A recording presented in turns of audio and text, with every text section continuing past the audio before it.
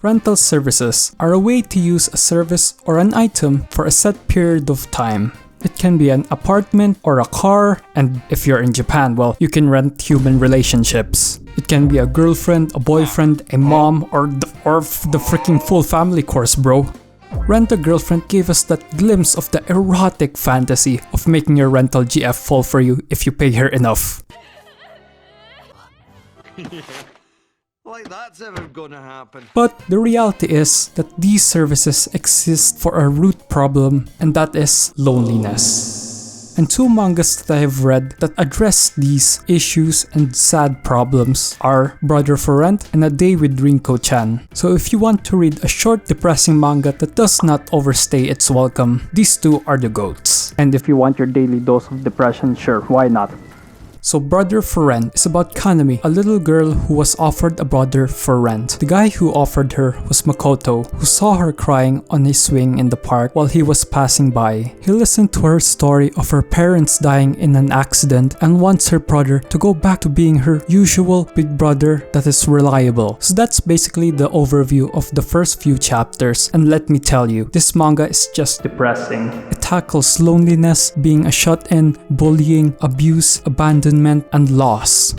Loss. But as I say that, it also shows that there is a light at the end of the tunnel. Hope, atonement, and forgiveness. But that's for you to find out. And plus, the art is solid. Makoto looks like Ren from P5 without the messy hair and glasses. Makoto acting like Kanami's real brother reminds me of the social link of View and Nanako in P4. But yeah, I recommend reading this if you have an hour to spare. It's a quick and done in a small package of 20 chapters only.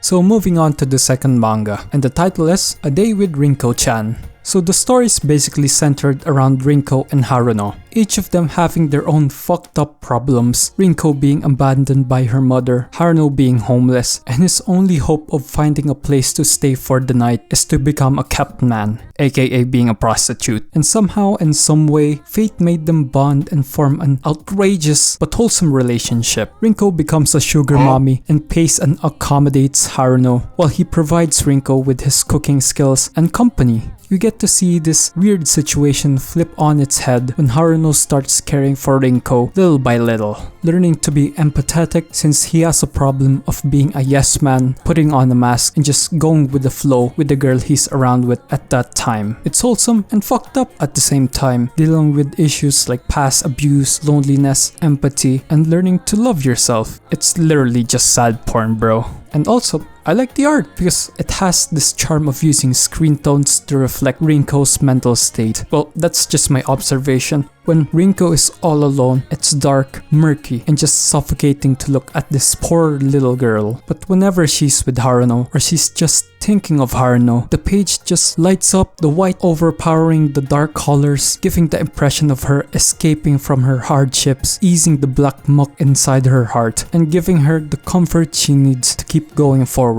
It's so wholesome and I love it. She's cute.